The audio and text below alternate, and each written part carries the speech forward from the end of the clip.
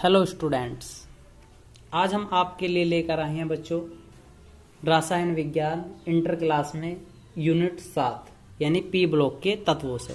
तो बच्चों P block के तत्वों को जानने से पहले आपने हमारी जो पिछली वीडियो पढ़ी थी वहां पर आपने पढ़ा था यूनिट नंबर 5 पृष्ठ रसायन, जो लास्ट वीडियो था। उसके बाद जो बच्चों यूनिट नंबर 6 है तत्वों के निष्कर्षण के सिद्धांत एवं प्रक्रम, कोविड-19 के चलते हुए वो वाला चैप्टर, पूरा का पूरा चैप्टर ही सरकार ने कोर्ट से हटा दिया है। इसलिए बच्चों अब हम चलेंगे चैप्टर नंबर 7 यानी कि पी ब्लॉक के तत्वों पे। तो बच्चों पी ब्लॉक के तत्वों को जानने से पहले हमें जो हमारी आवर्त सारणी थी, आपने 11वीं क्लास में भी थोड़ा सा इसका ज्ञान अर्जित किया था, उसके बारे में थोड़ी सी आपको जानकारी देते हुए हम आगे की तरफ बढ़ते हैं।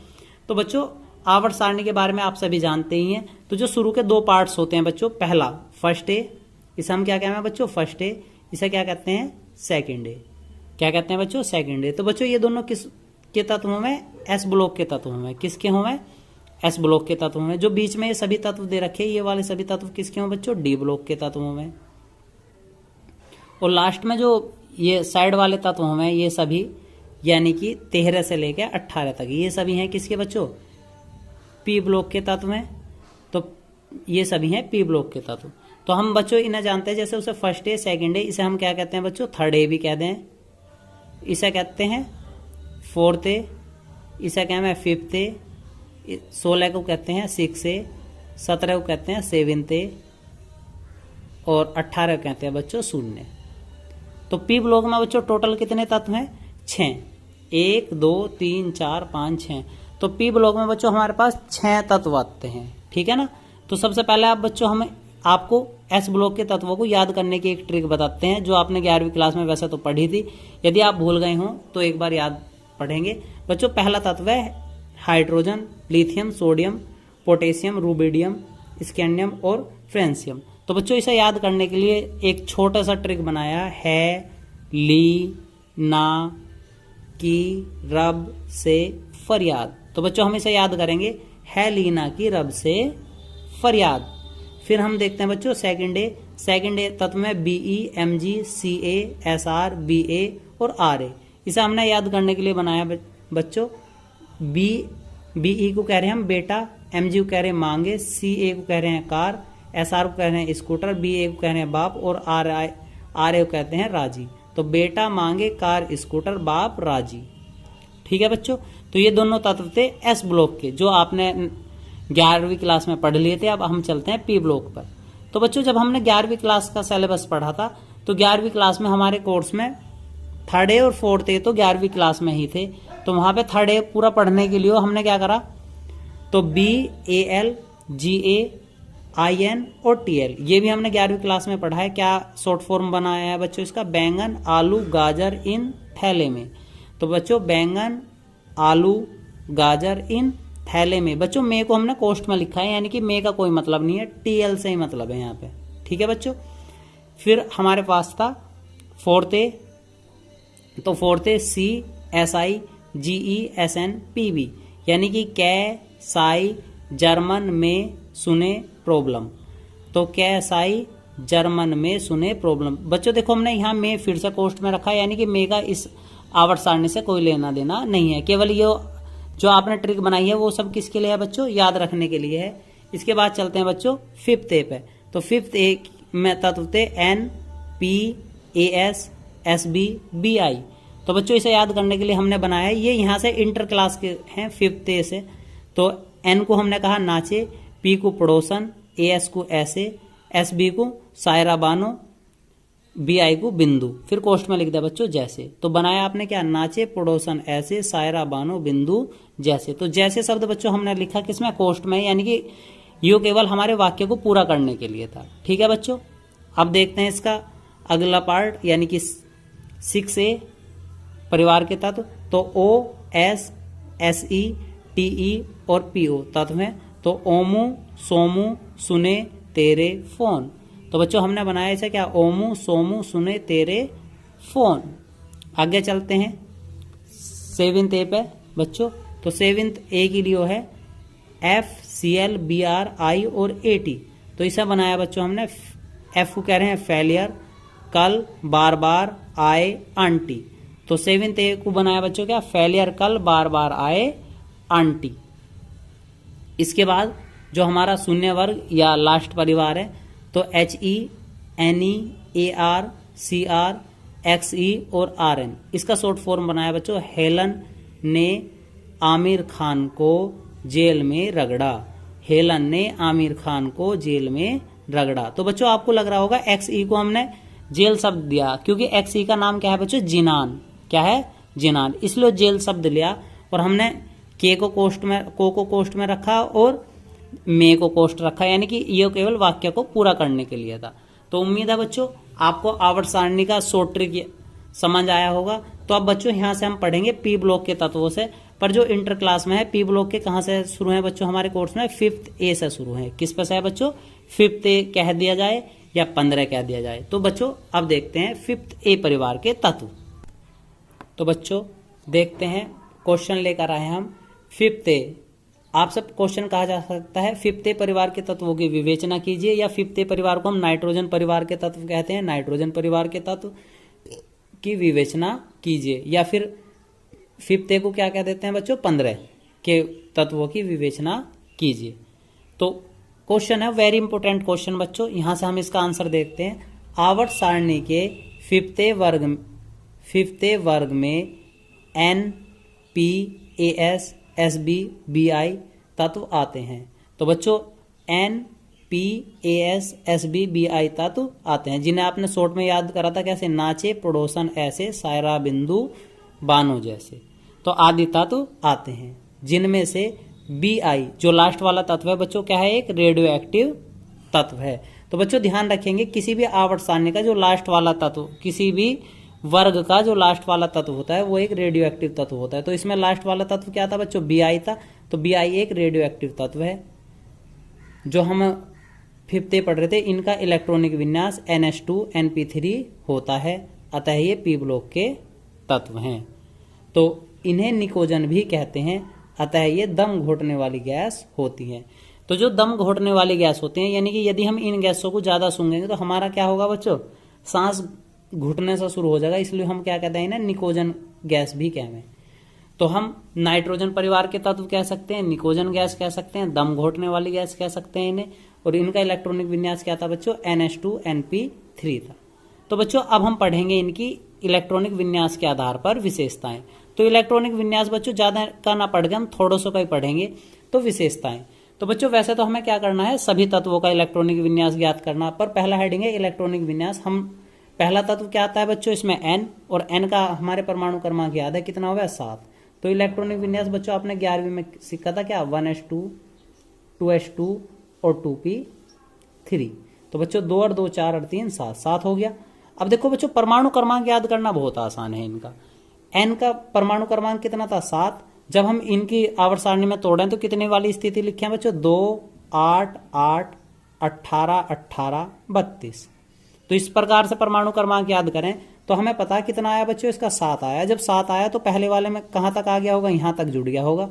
तो अगले वाला तत्व बनाने के लिए कितना जोड़ेंगे, 8। तो 7 था, 7 में हमने 8 जोड़ा, कितना हो गया बच्चों, 15। फिर 15 में कितना जोड़ना, 18। 18 जोड़ने पे कितना हो जाएगा, 33। इसके बाद अगले वाले तत्व में हम फिर से 18 जोड़ेंगे और उससे अगले में जोड़ देंगे 32। ठीक है। तो इस प्रकार आप केवल नाइट्रोजन का परमाणु क्रमांक याद करके नेक्स्ट सभी तत्वों का परमाणु क्रमांक भी याद कर सकते हैं। तो बच्चों अब देखते हैं P यानी फास्फोरस का। तो 1s2, 2s2, 2p6, 3s2 और 3p3। तो बच्चों 2 और 2 4 और 6 10, 2 12 और 3 15। अब आर्सेनिक का देखते हैं बच्चों क्या, 1s2, 2s2, 2p6, 3s2, 3p6, 4s2, 3d10 और फिर लिखते हैं 4p3।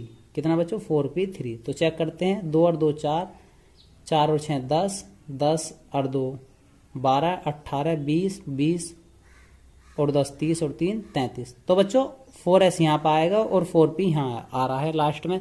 तो कुछ किताबों में दोनों को आप एक साथ भी लिख सकते हैं, तब भी ठीक है।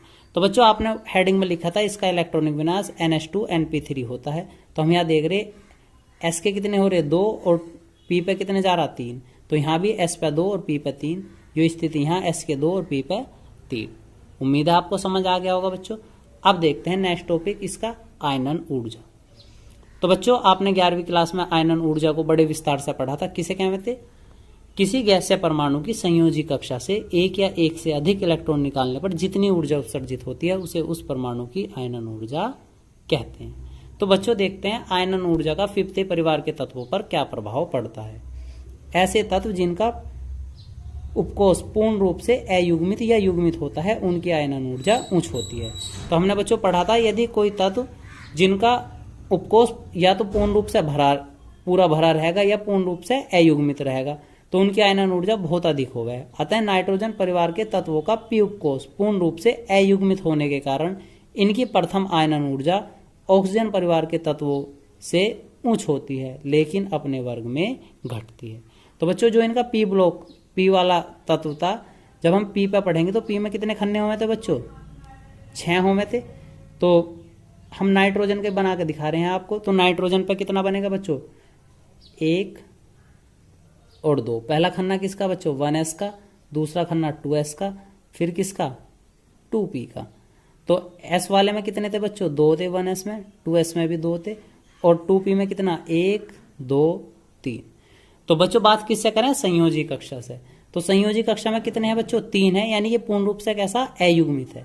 तो पी ब्लॉक इनका कैसा बच्चों? पूर्ण रूप से अयुग्मित, यानी कि सभी में एक एक इलेक्ट्रॉन है। अयुग्मित होने से इनकी जो प्रथम आयनन ऊर्जा है यानी कि एक इलेक्ट्रॉन त्याग करने की जो क्षमता है ऑक्सीजन के मुकाबले कैसी रहेगी? अधिक रहेगी। परंतु जब ये ऊपर से लेके नीचे की तरफ यानी अपने वर्ग में चलेंगे तो इनकी आयनन ऊर्जा भी क्या हुआ बच्चों? घटा है। उम्मीद है आपको समझ आया होगा। नेक्स्ट टॉपिक देखते हैं इलेक्ट्रॉन बंधुता। तो बच्चों इलेक्ट्रॉन बंधुता, इनका पी उपकोष अयुग्मित होने के कारण इनकी इलेक्ट्रॉन बंधुता निम्न का मतलब क्या होती है बच्चों? कम होती है। हमने पढ़ा था 11वीं क्लास में यदि आयनन ऊर्जा और इलेक्ट्रॉन बंधुता एक दूसरे के विपरीत है। तो अभी हमने पूर्व में पढ़ा प्रथम आयनन ऊर्जा कैसी थी? उच्च थी। तो इलेक्ट्रॉन बंधुता कैसी रहेगी बच्चों? इनकी निम्न यानी कि कम रहेगी। ठीक है बच्चों। अब नेक्स्ट टॉपिक देखते हैं इसका ऑक्सीकरण संख्या। इनकी ऑक्सीकरण संख्या +5 से -5 तक -3 तक होती है। तो बच्चों हमने देखा जैसे नाइट्रोजन ही था, कितना था बच्चों? 7। तो जब हम 7 को तोड़ेंगे कितना बचा? 2 और 5। तो भारितम कोश में कितनी बची बच्चों? 5। तो कितनी हो सके अधिकतम से अधिकतम? +5। और न्यूनतम कितनी हो सके? इसमें से 8 को घटा दिया जाए तो -3। तो ऑक्सीकरण संख्या +5 से -3 तक होती है। उम्मीद है समझ आ रहा होगा बच्चों। देखते हैं नेक्स्ट टॉपिक। तो बच्चों नेक्स्ट टॉपिक है संयोजकता। इनकी संयोजकता 3 व 5 होती है क्योंकि नाइट्रोजन की दूसरी कक्षा में डी उपकोष अनुपस्थित होता है, इसलिए ये त्रिसंयोजी यौगिक बनाते हैं। जिनकी पी की तीसरी कक्षा में डी उपकोष उपस्थित होता है जिसके कारण ये 5 संयोजकता दर्शाते हैं। तो मुख्य रूप से क्या हेडिंग बनेगा बच्चों? संयोजकता कितनी होगा? 3 और 5 तक होगा। क्यों? क्योंकि नाइट्रोजन की जो दूसरी कक्षा है उसमें डी नहीं होता, डी उपकोष होता ही नहीं, इसलिए त्रिसंयोजी यौगिक बना हुए हैं। जबकि जो पी उपकोष की जो और कक्षाएं हैं उनमें डी उपकोष उपस्थित हो गए। विद्युत ऋणात्मकता, इनकी परमाणु त्रिज्या छोटी होने के कारण ये विद्युत ऋणी तत्व होते हैं। परमाणु त्रिज्या कम है इसकी, जिसकी परमाणु त्रिज्या जितनी कम होगी वो तत्व उतना ही विद्युत ऋणी होगा। नेक्स्ट और लास्ट टॉपिक देखते हैं बच्चों इसका ऑक्सीकारक गुण। इलेक्ट्रॉन ग्रहण करने के कारण ये अच्छे ऑक्सीकारक की तरह कार्य करते हैं। तो बच्चों ये था आवर्त सारणी में नाइट्रोजन परिवार के तत्वों की इलेक्ट्रॉनिक विन्यास के आधार पर विवेचना। और बच्चों एक मोस्ट इंपोर्टेंट क्वेश्चन हो रहा है, कई बार सालों में पूछा जा चुका है।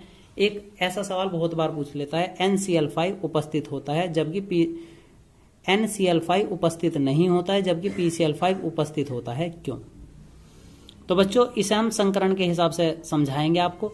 आपने संकरण स्थिति पढ़ी थी, जब हम संकरण पढ़े थे 11वीं क्लास में आपने पढ़ा था, तो संकरण में क्या होगा था, वो क्या कह रहा बच्चों? नाइट्रोजन की संरचना उपस्थित नहीं होती जबकि PCl5 उपस्थित हो गए। क्यों?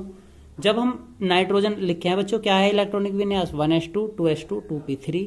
जब इसकी सामान्य अवस्था या ग्राउंड स्टेज चला है तो 1s तो हमने छोड़ रखा, 2s के कितने बच्चों? 2s पर 2 इलेक्ट्रॉन थे और 2p पे कितने बच्चों? 3 ही है। जबकि वो बना कितने सके? बस इसके 3 अयुग्मित है तो हम इसे केवल कितने इलेक्ट्रॉन दे सकें बच्चों, 3 इलेक्ट्रॉन दे सके। तो हम कितने की संरचना बना सके, NCl3 की संरचना बना सके, 3 इलेक्ट्रॉन दे सके। तो कौन सा संकरण बना सके ज्यादा, sp3 संकरण। जबकि जब हम PCl5 को पढ़े बच्चों, PCl5 बनाने के लिए हम क्या लेंगे, phosphorus 15, 1s2 2s2 2p6 3s2 3p6। जब हम इसकी संरचना बनानी शुरू करेंगे, यो क्या है का बच्चों, 3s का, यो वाला 3p का, और लास्ट वाला रहेगा 3d का। तो बच्चों क्योंकि 3 में क्या हो, d तक हो गए, तो d तक होने के कारण इसके इलेक्ट्रॉन तो कितने थे s में, 3s में 2 थे, p में 3 थे, और d बिल्कुल खाली पड़ा था। तो होगा क्या, जब इसकी एक्साइटेड स्टेज चलाए, यो वाला इलेक्ट्रॉन क्या हो बच्चों, कूद के दूसरे वाले कक्षा में आ जावे, तो कितने खाली हो जावे, 1 2 3 4 5। तो इनके संरचना पूरी करने के लिए कितने इलेक्ट्रॉन की जरूरत पड़े बच्चों, हमें 5 इलेक्ट्रॉन की जरूरत पड़े। तो हम Cl के कितने जोड़ दें, 5। तो 1 2 3 4 5। तो कौन सा संकरण तक दर्शावे बच्चों, यो sp3d। तो हम कह सकते हैं नाइट्रोजन की दूसरी कक्षा में डी उपकोष अनुपस्थित होने के कारण NCl5 नहीं बनता, जबकि P की तीसरी कक्षा में डी उपकोष उपस्थित होने के कारण PCl5 की संरचना बनती है। तो बच्चों स्पष्ट स्थिति थी क्या, बस आंसर, छोटा सा आंसर यह बना डायरेक्ट, जो नाइट्रोजन है, नाइट्रोजन में तीसरी कक्षा में डी उपस्थित नहीं होता, जिसके कारण ये NCl5 नहीं बनता, जबकि फास्फोरस की तीसरी कक्षा में डी उपकोष उपस्थित होता है, जिसके कारण ये Cl के 5 अणुओं से क्रिया करके PCl5 की संरचना बना देता है। तो उम्मीद है बच्चों आपको आज का वीडियो पसंद आया होगा। तो हमारे वीडियो को बच्चों शेयर करें, लाइक करें और हमारे चैनल को सब्सक्राइब करें। धन्यवाद।